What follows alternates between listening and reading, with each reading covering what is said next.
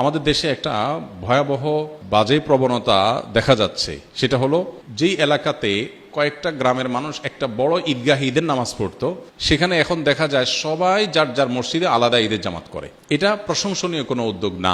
ইসলাম চায় যে ঈদের নামাজ হবে কেন্দ্রীয়ভাবে, অর্থাৎ অনেক ছোট ছোট এলাকার মানুষ একটা বড় জায়গায় একত্র হয়ে ঈদের নামাজ পড়বে। এতে ঈদের সৌন্দর্য পূর্ণরূপে প্রকাশ পায়। ইসলাম আমাদেরকে দেখুন, পাঞ্জেগানা ৫ ওয়াক্ত নামাজের কনসেপ্ট বা বিধান যেটা দিয়েছে, এখানে ছোট্ট একটা মহল্লার মানুষের দিনে 5 বার দেখা হয়। জামে মসজিদের যে ধারণা ইসলাম দিয়েছে, আমাদেরকে বিধান দিয়েছে, সেখানে কি হয়, ছোট ছোট মসজিদের মুসল্লিদের আর একটু বড় পরিসরে দেখা হয়। সপ্তাহে একদিন জুমার দিন কয়েকটা ছোট ছোট মহল্লার মানুষ একটা বড় মসজিদে মিলিত হন।